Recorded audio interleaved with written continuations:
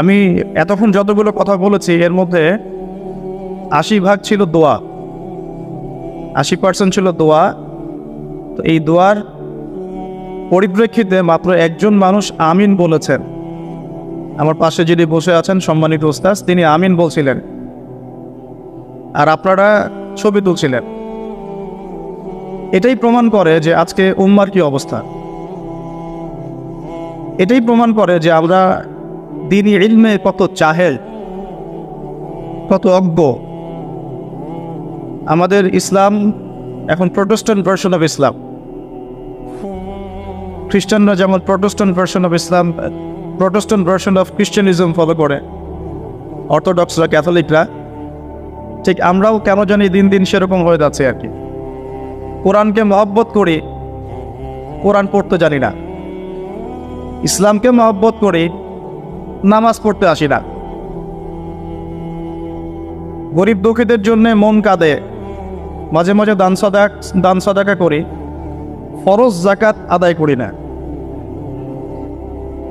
দিনকে খুব মহব্বত করি, দিনের জন্য জীবন দিতে চাই, রক্ত ঢেলে দিয়ে শহীদ হব, খুব তামান্না, কিন্তু ফজরের নামাজ নাই। কোরআন তেলাওয়াত পড়তে জানে না, অর্থনৈতিক জীবনে হারাম খায়, সুদ খায়, ঘুষ খায়, দুর্নীতি করে, কিন্তু ইসলামকে মহব্বত করে। তো এখানে যে দোয়াগুলো হলো, আমরা কেউই আরবি ভাষা জানি না, এখানে বোঝা গেল আরবি আমাদের জানা নাই, দোয়া আমরা বুঝি না, কোরআনের এই দোয়াগুলো আমাদের মুখস্থ নাই, এমনকি দোয়ার পিঠে আমিন বলতে হয় এই আদবটুকু আমার জানা নাই। আমি মোবাইলটা বের করে ছবি তুলছি, তাহলে এই ছেলেটাকে দিয়ে দিনের আল্লাহ পাকের রাস্তায় দাওয়াত কি হবে, আর জিহাদ কি হবে, আর ইকামতে দিন কি হবে, এটা বোঝার আমারও বাকি নাই। ওই পর্যন্তই। এরপরে যদি দেখা যায় যে ব্যক্তিকে নিয়ে এত শোডাউন, সে যদি না থাকে, তাকে দেখতেও কেউ যাবে না, খোঁজ নিতেও কেউ যাবে না, তার পরিবার কিভাবে চলছে এটা খোঁজও নিতে কেউ যাবে না। তাই উপরি উপরি আবেগ দিয়ে কোনো লাভ নাই, ফ্যান্টাসি দিয়ে দিন কায়েম হবে না। কিসের এত ফ্যান্টাসি? কেন দরকার এত ফ্যান্টাসি? কি করতে চান এসব ফ্যান্টাসি দিয়ে আপনারা? কোরআন তেলাওয়াত করা শিখছেন না কেন? কোরআন কি শুধু আলেম ওলামাদের জন্যে? 5 ওয়াক্ত নামাজ কেন পড়েন না? নামাজের হিসেব কি আল্লাহ পাক নিবেন না আপনার কাছে? যাকাত ফরজ হয়ে গেছে সেই কবে, যাকাত দিচ্ছেন না। সৎ কাজের আদেশ করতে আল্লাহ পাক বলেছেন, করছি না। অসৎ কাজে নিষেধ করতে বলেছেন, অসৎ কাজে নিষেধও করতে পারি না, সর্বোচ্চ ফেসবুকে 2 লাইন লিখতে পারি, এই পর্যন্তই। এখন যে ইস্যু চলছে সেটা নিয়ে 2 লাইন লিখবো, 7 দিন পর এই ইস্যু শেষ, নতুন ইস্যু আসবে, আবার নতুন ইস্যু নিয়ে 2 লাইন লিখ। এই তো মুসলিম উম্মাহকে ভিতর থেকে টুকরা টুকরা করে হাজার হাজার দলে বিভক্ত করে রেখে দিয়েছে। এই তো চলছে। ফ্যান্টাসি দিয়ে কি করতে পারবেন? একটা সময় ছিল যখন এই পুরো বিশ্বের রাজনৈতিক ক্ষমতা আমাদের হাতে ছিল। বিগত 100 বছর থেকে এটা আমাদের হাতে নাই, কারো কোনো ফিকিরও নাই, কেউ ভাবেও না, চিন্তাও করে না। একটা সময় ছিল যে আমাদের ভূমিতে কুফাররা থাকতো, বসবাস করতো, ট্যাক্স দিত, কর দিত, যেটাকে আমরা জিজিয়া বলি। জিজিয়া, জিজিয়া নামে কোনো শব্দ আছে এটা এই ইয়াং জেনারেশন জানা নাই। ওরা আমাদের রাষ্ট্রে থাকতো ট্যাক্স দিয়ে, কর দিয়ে, আর এখন আমরা ওদের কাছ থেকে একটা লোন পাওয়ার জন্য কত প্রসেস করি, লবিং করি, ওয়ার্ল্ড ব্যাংকে গিয়ে, IMF-এ গিয়ে, তাও 5%, 6%, 10%, 12% এত সুদ দিতে হবে, ওরা শর্ত আরোপ করে, আমাদেরকে মেনে নিতে হয়, আমরা বাধ্য হই। আমাদের কোনো ফিকিরই নাই আমরা কোন জাতি ছিলাম, এখন কোন জাতি হয়েছে। একসময় পুরো বিশ্বের অর্থনীতি আমরা নিয়ন্ত্রণ করতাম, এখন তাদের অনুদানের উপর ডিপেন্ড হয়ে থাকতে হচ্ছে আমাদের। একসময় পুরো বিশ্বের শিক্ষার ভিত্তি গড়েছিলাম আমরা। যে কোনো একটা সাবজেক্ট বলেন এবং সেই সাবজেক্টের গোড়ায় চলে যান, ফিলোসফি, অ্যাস্ট্রোনমি, কেমিস্ট্রি, অ্যাস্ট্রোফিজিক্স বা নর্মাল ফিজিক্স অথবা মেডিকেল সায়েন্স, যে কোনো সাবজেক্টের নাম বলেন, তার গোড়ায় যান, দেখবেন আপনি মুসলিম মনীষীদেরকে পাবেন। যারা এই বিশ্বটাকে গড়ে দিয়েছেন। এখন আমাদেরকে শিক্ষানীতি ধার করতে হচ্ছে মানুষের কাছ থেকে, পশ্চিমাদের কাছ থেকে। না আমরা আমাদের জেনারেল লাইনে এমন কোনো বিজ্ঞানী তৈরি করতে পারছি যারা মিসাইল তৈরি করতে পারে, আর না আমরা মাদ্রাসায় এমন মুহাদ্দিস তৈরি করতে পারছি যারা ইমাম বুখারী হতে পারে। এখন আমরা পড়ে আছি সেলফি নিয়ে, শোডাউন নিয়ে, ফেসবুকে স্ট্যাটাস নিয়ে, আর একে অপরের কাদা ছোড়াছুড়ি নিয়ে। ঘরের পাশে আগুন লেগেছে, ওই আগুন লাগা অবস্থাতেও মানুষ লড়াই করছে হাতটা বাঁধবে কোথায়। ঘরের পাশে আগুন লেগে গেছে অলরেডি, এই আগুন বিগত 100 বছরেই লেগেছে। পশ্চিমারা মুসলিমদের বিরুদ্ধে একটা অঘোষিত ক্রুসেড রচনা করেছে। অঘোষিত ক্রুসেড কখনো সামরিকভাবে হস্তক্ষেপ করে, কখনো অর্থনৈতিকভাবে অবরোধ আরোপ করে, কখনো বাণিজ্যের উপরে চাপ দেয়, কখনো ইনফ্লেশন দেয়, টাকার মান কমে যায়, কখনো সুদের জালে আবদ্ধ করে, কখনো মুসলিম ভাইকে লাগিয়ে দেয় মারামারিতে। আর আমরা এগুলোর নাম দিয়ে দিই ডেমোক্রেসি, ডেমোক্রেটিক সিস্টেম আমরা নাম দিয়ে দিই, কিন্তু মুসলিম ভাই মারামারি করে। আমার কথা একদম স্পষ্ট এবং ক্লিয়ার। আপনার যদি পছন্দ না হয় অন্তত শুনে যান, যে শুনে যান, আজ থেকে 10-20 বছর পর আপনি নিজেই বুঝতে পারবেন। আর কোনো কথা ফোর্সফুলি চাপিয়ে দেওয়ার ক্ষমতা আমার নাই, বা আমাদের কারো কাছেই নাই। কিন্তু নবী সাল্লাল্লাহু আলাইহি ওয়াসাল্লামের একটা হাদিস খালি মাথায় রেখে আমাদেরকে সামনে যেতে হয়। আল্লাহর নবী সাল্লাল্লাহু আলাইহি ওয়াসাল্লাম বলেছেন, কোন নবী যাকে আপনাকে কবরে দেখানো হবে, আমাকে কবরে দেখানো হবে, তিনি বলেছেন মান রাআ মিনকুম মুনকারান, তোমাদের মধ্যে যে কেউ যদি মুনকার কোনো কাজ দেখে, অন্যায় গর্হিত কিছু দেখে, ফালইউগাইয়ির, সে যেন অবশ্যই এটাকে প্রতিহত করে, বিয়াদিহি, তার হাত দিয়ে, যদি সামর্থ্য থাকে তার হাত দিয়ে যেন প্রতিহত করে। এটা আমাদের নাই, যাদের কাছে সুপ্রিম অথরিটি তাদের কাছে আছে। সে যদি তার দায়িত্ব পালন না করে আল্লাহ পাক তাকে ধরবেন। ওমান লাম ইয়াস্তাতি, যে ব্যক্তি হাত দিয়ে প্রতিহত করার ক্ষমতা রাখে না, ফালইউগাইয়ির বিয়াদিহি ফালইউগাইয়ির বিলিসানিহি, তাহলে সে যেন তার লিসান বা জবান দিয়ে এটা প্রতিহত করে, প্রতিবাদ করে। অন্তত এতটুকু আলেমন আমাদের আছে, উস্তাজ বক্তা দায়ীদের আছে, তারা এটা করতে পারে। 3, ওয়াইল্লাম ইয়াস্তাতি, যদি কেউ মুখ দিয়েও প্রতিবাদ করতে না পারে, ফালইউগাইয়ির বিকলবি, অথবা সে যেন মনে মনে এটাকে ঘৃণা করে। ওয়াযালিকা আযআফু মিনাল ঈমান, এটা হচ্ছে ঈমানের সবচাইতে নিচু স্তর, এর নিচে ঈমানের কোনো স্তর বাকি নাই। এই হাদিসটা সামনে রাখলে চলমান বিশ্বের এই বিষয়গুলো নিয়ে কথা তো আমাদেরকে বলতে হবেই। ব্যক্তিগত জীবন থেকে শুরু করে বৈশ্বিক জীবন পর্যন্ত যে অরাজকতাগুলো চলছে, এগুলোকে তো ফাইন্ড আউট করে আপনার সামনে উপস্থাপন করতে হবে। এরপরে আপনারা শুনবেন, বুঝবেন, আমল করবেন এবং যার যার কাজের সিদ্ধান্ত নেবেন। কেউ কাউকে ফোর্স করতে পারবে না, এটা ইসলাম। এখন আমরা যেগুলো নিয়ে পড়ে আছি সেগুলোতে যাওয়ার আগে আল্লাহ পাক সূরা আহজাবে আরেকটা কথা বলেছেন, এটাও শুনে রাখেন। এবার আপনার রব, আমার রব বলছেন, বিসমিল্লাহির রহমানির রহিম, ইয়া আইয়ুহাল্লাযীনা আমানু, হে মুমিনগণ। আল্লাহ আমাদেরকে বলছেন, হে মুমিনগণ, ইত্তাকুল্লাহ, তোমরা আল্লাহকে ভয় করো, আল্লাহকে ভয় করো। ওয়াকুলু কাওলান সাদীদা, স্পষ্ট করে সরাসরি সোজা কথা বলো, এত ডানে বামে না, এত পেঁচগোছ না, স্পষ্ট করে হক আর বাতিলকে স্পষ্টকারী সত্য কথা বলো, সোজাসুজি কথা বলো বা সরাসরি কথা বলো। কাওলান সাদীদা, স্পষ্ট করে সোজা কথা বলো, তাহলে কি হবে?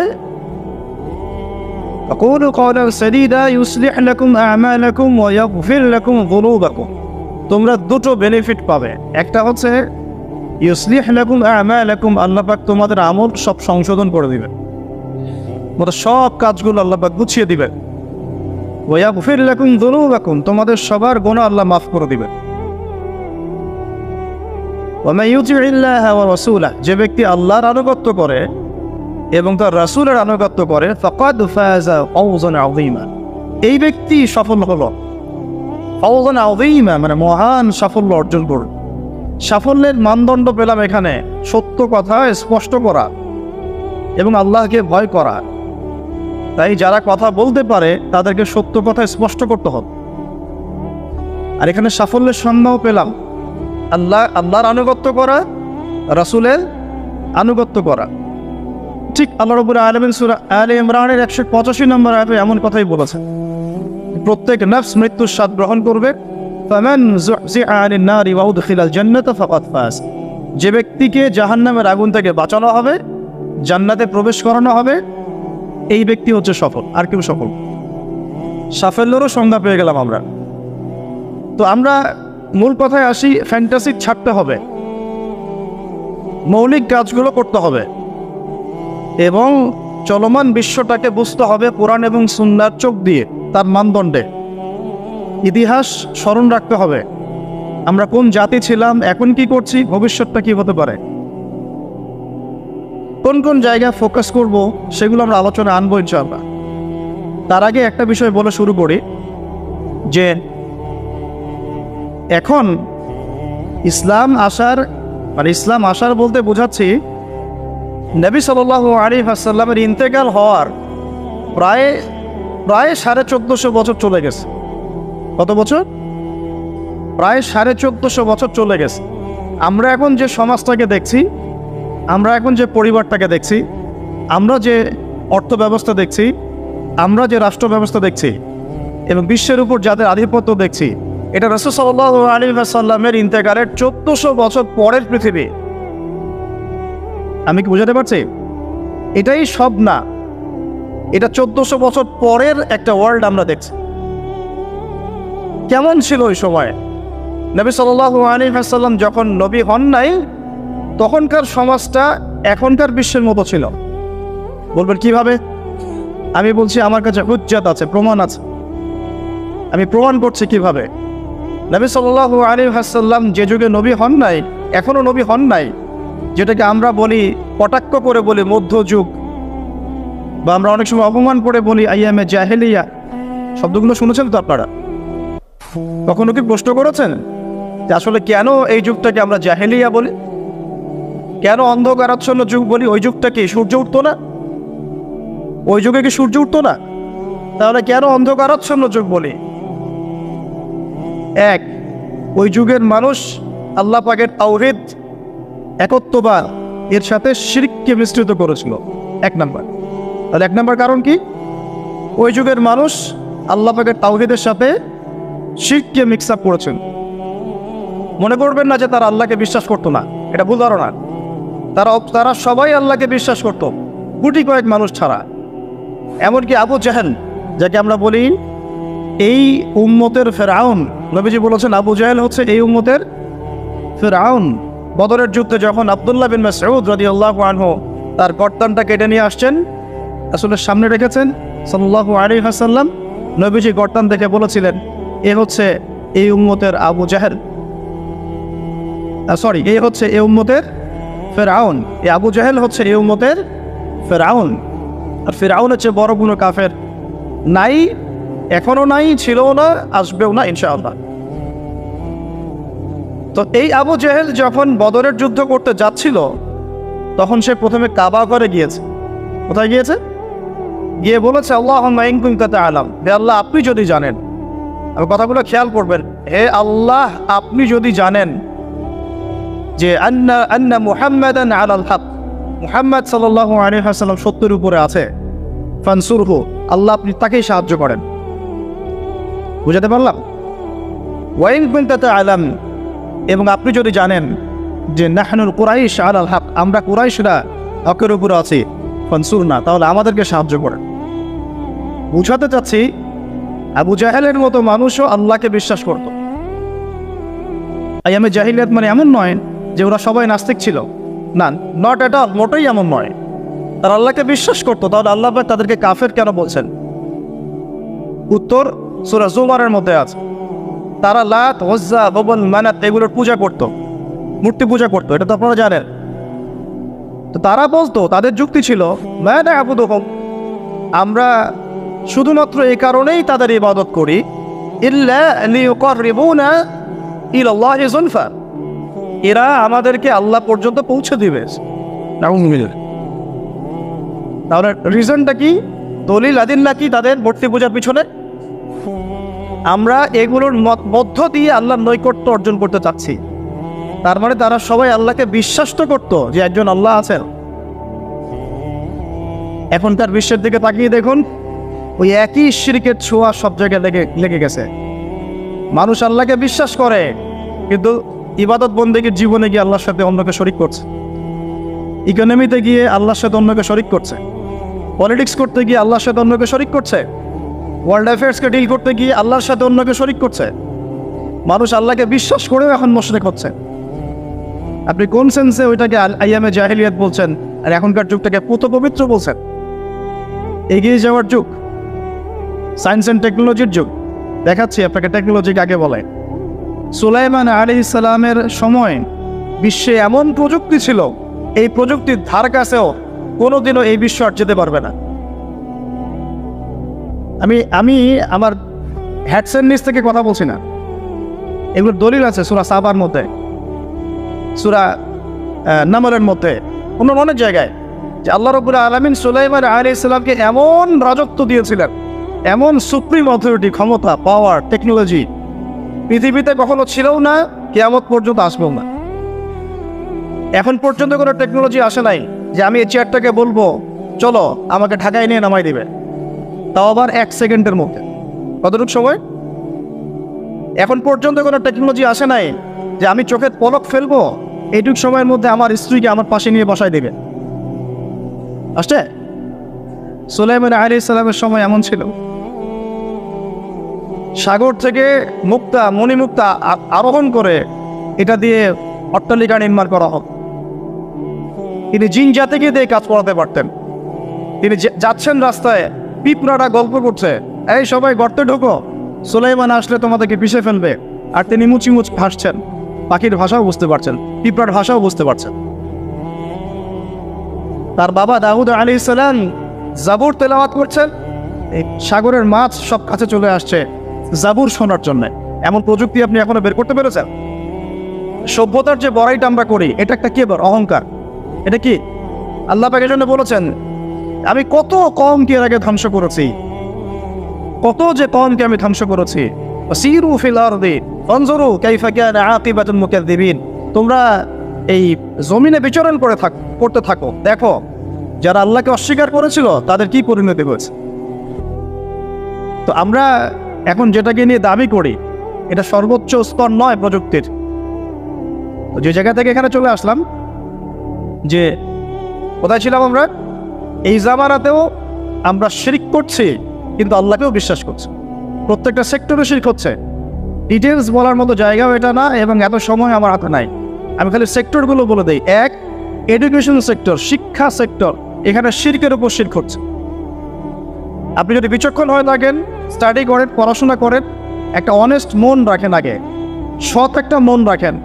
ডানে গেলে ডানে যাব, বামে গেলে বামে যাব, আমি নিউট্রাল থাকবো, আমি কোনো পক্ষ আগে নেব না, আমি যাচাই বাছাই করে দেখবো কথাটা সত্য না মিথ্যা। শিক্ষা ক্ষেত্রে শিরকের উপর শিরক হচ্ছে, শিরকের উপর শিরক। আজকে থেকে 25 বছর 30 বছর আগে যতটা শিরক ছিল না, এখন তার চেয়ে বেশি শিরক চলে আসছে। এমন এমন শিরক আসছে যেগুলোর প্রতি ঈমান রাখলে আপনার ঈমান ভঙ্গের 10টা কারণ আছে। এই 10 কারণের মধ্যে পড়ে যাবেন, আবার নতুন করে কালিমা শাহাদা দিয়ে ইসলাম কবুল করতে হবে, নতুন করে কালিমা শাহাদার সাক্ষ্য দিয়ে আবার মুসলিম হতে হবে। যতই দাম্ভিকতা দেখান, কবরে আপনাকেও যেতে হবে, কিচ্ছু করার নাই তখন। এখন যদি সলিউশনে না আসে, সংশোধন না করে, তাহলে অনেক দেরি হয়ে যাবে। এখনকার টিকটক জেনারেশনটা বিগত 30 বছরের মেহনতের ফসল। পশ্চিমাদের বিগত 30 বছরের মেহনতের ফসল এখনকার টিকটক জেনারেশন। ওরা মেহনত চালিয়ে যাচ্ছে, না জানি আরো 30 বছর পরে কোন টক জেনারেশন আসবে আল্লাহ ভালো জানে। একটা কমন সেন্সহীন, জীবনের উদ্দেশ্যহীন, একটা বুদ্ধিবৃত্তিক প্যারালাইজড প্রজন্ম। না জীবনের কোনো উদ্দেশ্য আছে, না কোনো পড়াশোনা করে, আর না একটু ভালো করে খেলাধুলা করে, আর না শরীর চর্চা করে, আর না কিছু লিখে, আর না কিছু জাতিকে কিছু দিচ্ছে, আর না পলিটিক্সে কোনো আগ্রহ আছে, আর না ইকোনমিক্সে কোনো আগ্রহ আছে, না ওয়ার্ল্ড অ্যাফেয়ার্স সম্পর্কে কোনো সচেতনতা আছে, না মুসলিম উম্মার এই দুরবস্থায় তার ভূমিকা রাখার কোনো ইচ্ছাও পর্যন্ত আছে না। সালাত আদায় করে না, কুরআন তেলাওয়াত করে, আর না ওযু করতে জানে ঠিকভাবে, আর না ফরজ ওয়াজিব সুন্নাত মুস্তাহাব জানে, আর না ফিকহুল মুয়াসসারের মতো সহজ ফিকহের কিতাবগুলো তার আয়ত্ত করা আছে, না কোনো আলেমের সাথে সম্পর্ক আছে, না কোনো ইসলামিক স্কলারের কাছে সম্পর্কিত হয়, আর না মাদ্রাসায় যায়, আর না ইসলামের বেসিক ফান্ডামেন্টাল নলেজ অর্জন করে। জীবনের উদ্দেশ্যই নাই, শুধু মেয়ের পিছনে, শুধু মাদকের পিছনে, ড্রাগসের পিছনে, কোনো সময়ে মারামারি দাঙ্গা হাঙ্গামা করছে, কোনো সময় দেখা যায় বাইক দাবড়ায় বেড়াচ্ছে। বাবার বিত্তশালী, বাবার অনেক টাকা আছে, বাস কিনে দিয়েছেন বাইক, চলছে। পিছনে একটা বেহায়া বেশ্যা মেয়ে নিয়ে ঘুরছে। এ মেয়েটাও বেহায়া, শব্দটা ইউজ করতে চাইনি আমি আমি আমি এখানে জানি অনেক মা বোন আছেন, শব্দটা আমি ইউজ করতে চাই নাই, কিন্তু আমার ভিতরে এমন ক্ষোভ এদেরকে দেখলে হয় যে মুখ থেকে বের হয়ে গেল। একটা মেয়েকে আল্লাহ পাক সৃষ্টি করেছেন কি জন্যে? যাতে সে ইসমাইল আলাইহিস সালামের মতো সন্তান জন্ম দিতে পারে। এই বাইকের পিছনে ঘোরা মেয়েটা কি আপনাকে এরকম সন্তান দিতে পারবে? আপনি তো বোকা। আপনি মনে করছেন যে অল্প সময়ের জন্য আমি তাকে নিয়ে একটু মজা করি, তখন দেখা যাবে আপনারও জীবনে এমন কোনো মেয়ে আল্লাহ পাক দিয়েছেন যে ওই রকম অন্য কারোর সাথে বাইকে ঘুরে আসছেন, তখন কিছু করার থাকবে না, কিচ্ছু করার থাকবে না। আমার টপিক আজকে এইটা না। এই প্রজন্মটাকে গড়েছে পশ্চিমারা বিগত 30 বছরে। কত বছরে? এখন যে এডুকেশন সিস্টেমটা চলছে, এটা যদি এভাবেই চলতে থাকে, আপনি আর 20 বছর পরে এমন একটা প্রজন্ম পাবেন যাদেরকে যদি আপনি, আমি চ্যালেঞ্জ করতেছি, যাদেরকে যদি আপনি নতুন করে কোনো মুক্তিযুদ্ধে পাঠান, গুলি খেয়ে ফেরত আসবে, একটাকে মারতেও পারবেন না। দেশের প্রতি কোনো মহব্বত আছে না, উম্মার প্রতি কোনো মহব্বত আছে না, দেশের জন্য কিছু করতে পারবে না, জাতির জন্য না, উম্মার জন্য। সবচেয়ে বড় স্তর হচ্ছে উম্মার জন্য। সবচেয়ে বড় স্তর কি? উম্মার জন্য, যে পুরো মুসলিম উম্মা একটা জাতি, আমি এমন একজন বড় নেতা হব যে পুরো মুসলিম উম্মার জন্য কাজ করব। এই যে চেতনা, এই জাজবা, পরিশ্রম, অধ্যাবসায়, একটা ভিশন, একটা প্যারেন্টিং, একটা কনস্ট্রাকটিভ সিলেবাসে পড়াশোনা করা, তারবিয়াত, প্রশিক্ষণ, এর ধার কাছেও নাই জানে। আমরা ঢাকায় দেখি মানুষ খালি খাচ্ছে আর খাচ্ছে, সবাই বসে খায়। ফাস্টফুডের দোকান হাজার হাজার হাজার হাজার, সবাই মেয়ে ছেলে একসাথে বসে খায়, চটপটি, ফুচকা, বার্গার, পিৎজা, খাওয়াই যেন এদের কাজ। রাস্তায় ফুটপাতে পাটি বিষয়ে বসে খাওয়া দাওয়া করছে, সবাই খাচ্ছে, গল্প গুজব করছে, গোল হয়ে বসে বসে মোবাইলে কি জানে করতেছে, গোল হয়ে 10 জন বসে আছে একসাথে। যেই মুহূর্তে ধরেন যে মুসলিম উম্মার একটা অঞ্চলে একটা বোমার আঘাতে 500 জন শিশুকে হত্যা করা হয়, ওই মুহূর্তে বসে সে হাসাহাসি করতেছে।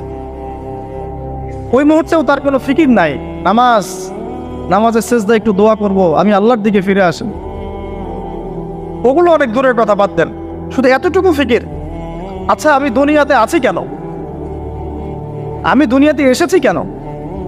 এক সময় তো আমি ছিলাম না, আবার এক সময় আমি থাকবও না। কেউ এসে চিরস্থায়ী হতে পারে নাই, তো আমরাও পারবো না। তো আল্লাহ পাক আমাদেরকে সৃষ্টিটা করলেন কেন? আমার কাছে আমার রব কি চা?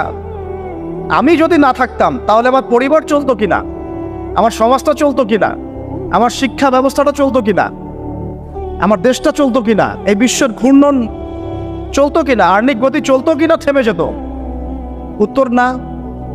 আমি না থাকলে আর্নিক গতি থামতো না।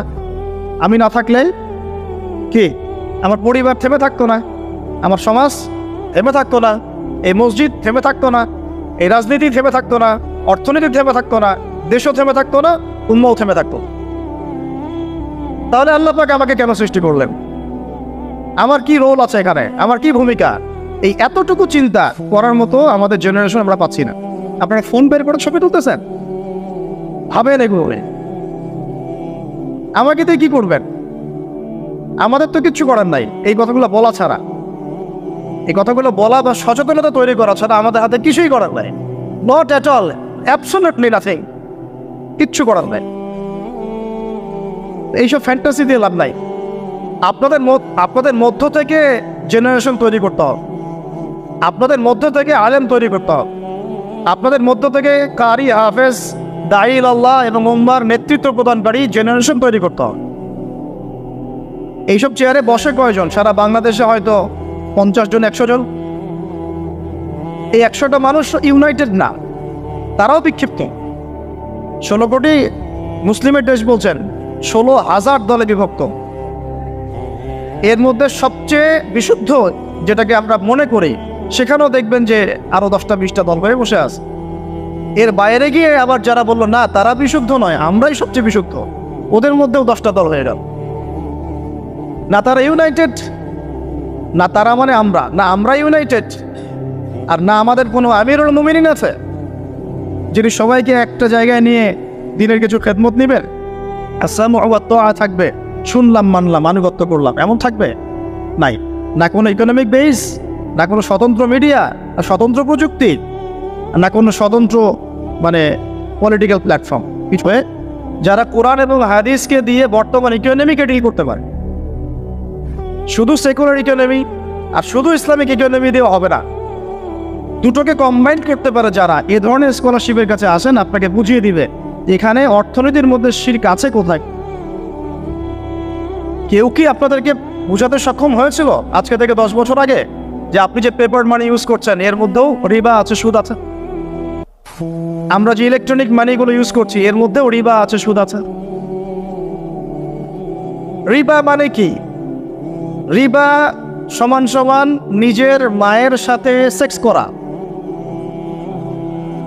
আর কোনো ভাষা আমার কাছে নাই।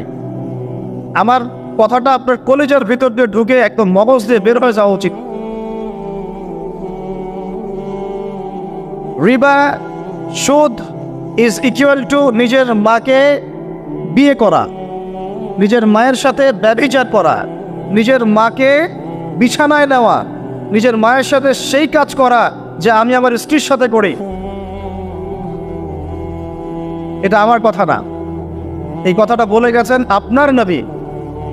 আমার নবী না বলে আপনারই নবী বলুন। আপনার নবী, আল্লাহর হাবিব, আল্লাহর হাবিব,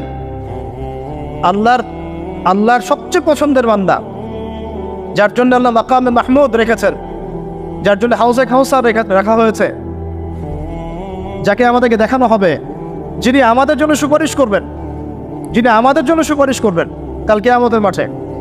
তিনি বলেছেন রিবার পাপের 70টা শাখা আছে। কতগুলো? তার সবচেয়ে নিচের শাখা হলো নিজের মায়ের সাথে জেনা করা। আউযু বিল্লাহি মিন যালিক। সর্বোচ্চ পাপ কি? তাহলে সূরা বাকারার 279 থেকে পড়া শুরু করেন। আল্লাহ পাক বলছেন সর্বোচ্চ স্তরটা কি? রিবা। 1, রিবা সমান সমান আল্লাহর সাথে যুদ্ধ করা। 2, রিবা সমান সমান তার রাসূলের সাথে যুদ্ধ করা। পুরো বিশ্ব এখন আল্লাহ এবং তার রাসূলের সাথে যুদ্ধ করছে। পুরো ওয়ার্ল্ডটাই এখনকার এই ওয়ার্ল্ড, এখনকার এই যুগ, এই জেনারেশন। আইয়ামে জাহেলিয়াতের সুদটা ছিল শুধু মক্কায়, হয়তো একটু মদিনায়, হয়তো একটু আরবের জাজিরার মধ্যে, এতটুকু জায়গায়। এখন পুরা গ্লোবালাইজেশন হয়েছে এবং সবাই আমরা মাশাআল্লাহ নাউজুবিল্লাহ কোনো না কোনোভাবে সুদভিত্তিক অর্থনীতির সাথে জড়িত আছে। ফেডারেল রিজার্ভ ব্যাংকের আন্ডারে, ওয়ার্ল্ড ব্যাংকের আন্ডারে, IMF এর আন্ডারে যত সেন্ট্রাল ব্যাংক আছে কেউ সুদমুক্ত থাকতে পারবে না। আপনি গভর্নমেন্টকে দোষ দিয়েন না, গভর্নমেন্টকে দোষ দিয়ে লাভ নাই, কিছু করতে পারবেন না। শিরকের গোড়া হচ্ছে এখন ওই পশ্চিমা শক্তিটা, একদম শিরকের গোড়া, তাগুতের গোড়া, যত শয়তানি অন্যায়ের মূল গোড়াই জায়গা। এরা এমনভাবে ইউনাইটেড হয়েছে, এবং ইউনাইটেড নেশনস তো ফর্ম করেছে 1945-এর পর থেকেই। এমনভাবে ইউনাইটেড হয়েছে, এদের স্বার্থটাই হচ্ছে পশ্চিমাদের জয় জয়কার যেন হয়, মুসলমানদের ম্যাসাকার যেন হয়। এটাই তাদের ভিশন ছিল। এই ভিশনে বিগত 100 বছর থেকে আমরা হাঁটছি। এটাই জায়নিস্টদের ভিশন ছিল। এরা কারা? এরা ইহুদি খ্রিস্টানদের মধ্যে একটা জাতি, একটা গ্রুপ, যারা এই ওয়ার্ল্ডটাকে রুল করতে চায়, শাসন করতে চায়। এখনো চোখে আঙ্গুল দিয়ে দেখাতে হবে যে তারা ওয়ার্ল্ডকে শাসন করছে, বেশ শাক করছে। একদিনে যদি 500 কেন 5000 বাচ্চাকেও মেরে শেষ করে ফেলে, তবুও তাদের এগেনস্টে কোনো পদক্ষেপ তারা নেবে না, কোনো পদক্ষেপ।